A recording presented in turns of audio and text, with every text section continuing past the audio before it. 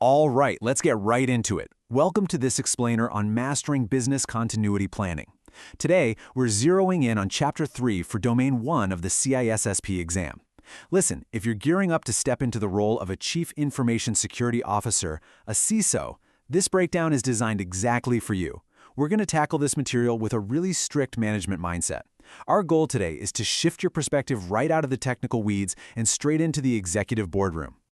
Here's our roadmap for today. We're going to navigate a very precise 5-step BCP lifecycle: planning for business continuity, project scope and planning, the business impact analysis, continuity planning, and finally, plan approval and implementation. Let's dive in. Starting things off with Section 1, Planning for Business Continuity. This is where we set our strategic baseline. Now, as a future CISO, your goal isn't just fixing broken servers, it's literally ensuring the survival of the business itself. People constantly mix up two core concepts here: BCP and DRP. So here is a massive exam tip for you. Business continuity planning, or BCP, is your strategic long-term focus on maintaining overall operations.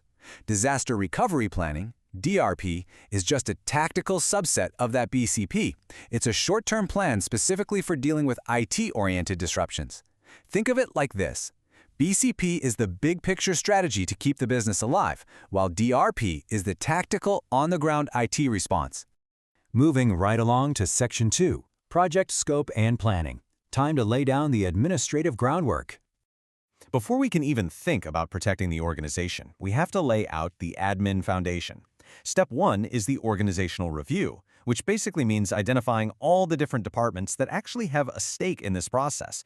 And that perfectly informs Step 2, Team Selection. You absolutely cannot build a continuity plan in an IT silo. Your team has to be highly diverse. We're talking operational departments, legal, HR, physical security, PR, the whole shebang. Step 3 is making sure that diversity actually translates into effectiveness. Quick tip for the exam here. You need to select representatives who intimately understand the core services your business provides to its clients. And that brings us to a really crucial management mindset note you have to remember. Ultimate accountability always rests with senior management, no exceptions. Their sponsorship and their approval are totally non-negotiable. Without visible, loud executive support, a BCP is honestly just a theoretical document gathering dust on a desk. And frankly, you need that executive support because they're the ones holding the purse strings for your resource requirements.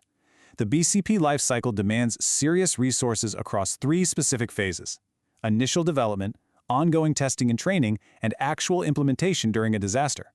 While we IT folks often jump straight to thinking about hardware costs, personnel time is consistently the most significant expense.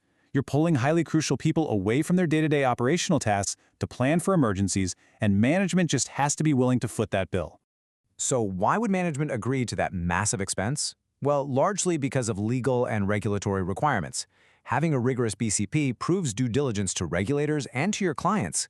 In publicly traded companies, failure to plan isn't just a simple oversight. It can literally leave officers and directors personally liable for failing their fiduciary duties.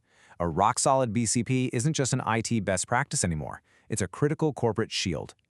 All right, let's jump into Section 3, the business impact analysis. This is the analytical core of the whole process. The BIA is where rubber meets the road. It's where theoretical threats crash into hard business reality. It involves 2 vital assessments. First, quantitative impact. That uses hard numbers and financial formulas, the dollars and cents. Second, qualitative impact, which looks at the non-numerical stuff like reputation, public confidence, and workforce stability. Watch out for this classic exam trap. Technical professionals almost always prioritize quantitative financial metrics. But to an executive, qualitative impacts like losing market trust or facing intense regulatory fallout are equally, if not way more critical. Now, the BIA follows a very strict logical flow. First, we identify risks and assess the actual likelihood of them occurring. Then, we pinpoint our critical business functions, or CBFs. By understanding the real risks and knowing exactly what functions are absolutely critical to the company's survival, we can effectively prioritize our resources. You don't try to save every single thing at once. You allocate your resources to the highest priority functions first. And hey, in modern environments, we can't ignore the elephant in the room: the cloud. Integrating cloud services means you must audit vendor service level agreements, carefully manage the shared responsibility model, and be incredibly wary of vendor lock-in that might prevent you from pivoting during a crisis. Remember, a vendor's downtime is your downtime. You can never outsource your ultimate accountability. Okay, brace yourself for some alphabet soup, the impact analysis metrics. First is MTD, maximum tolerable downtime. It's also sometimes called maximum acceptable disruption, or MAD. This is the absolute maximum time a business can survive without a specific function. This strictly dictates your RTO, your recovery time objective, and your RPO, your recovery point objective. Finally, don't forget WRT, work recovery time, which is the time you need to configure a recovered system back into full production. Just keep in mind your combined recovery targets literally have to be shorter than your maximum tolerable downtime. Which brings us to Section 4, Continuity Planning. We are moving from analysis to action. Now that we know exactly what threatens us, how do we develop our strategies? Well, if you take nothing else away today, write this exam tip down in huge letters. Life safety is always, always priority number one. When a disaster strikes, getting your people out of harm's way takes absolute precedence over any database or technical asset, period. And continuity planning for people also means successive leadership and succession planning, ensuring someone is always designated to take charge if the worst happens. Once everyone is safe, our focus shifts over to buildings and facilities. The plan has to detail hardening provisions and categorize your alternate processing sites.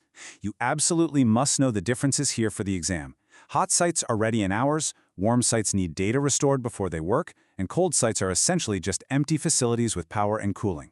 You should also be prepared to identify mobile sites and trailers, cloud-based disaster recovery options, and mutual assistance agreements with partner organizations.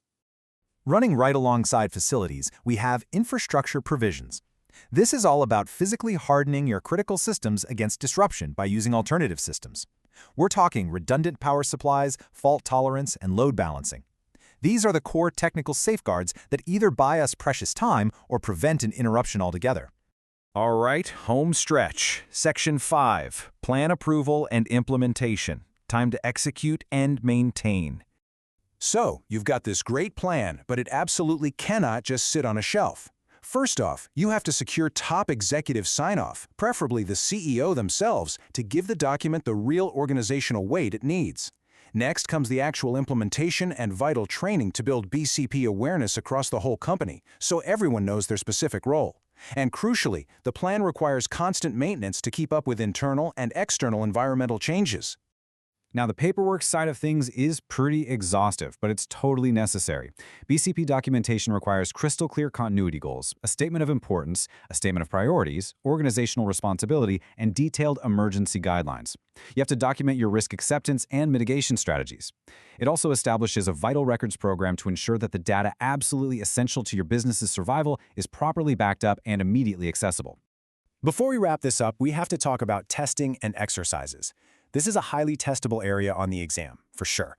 Testing scales up in complexity. It starts with a simple read-through, moves to a tabletop exercise or walkthrough, escalates into a simulation, then a parallel test where your alternate systems run alongside your primary ones, and finally, the highly risky full interruption test. Make no mistake, skipping testing is one of the most common reasons continuity plans fail in the real world. So I want to leave you with this final provocative thought. As an incoming CISO, how will you guarantee business resilience when disaster actually strikes? By mastering these 5 steps, always putting people first, and maintaining that high-level executive mindset, you won't just pass the CISSP exam, you'll ensure your organization survives its worst possible day. Thank you so much for joining me for this explainer. Keep studying, stay focused, and I'll see you in the next one.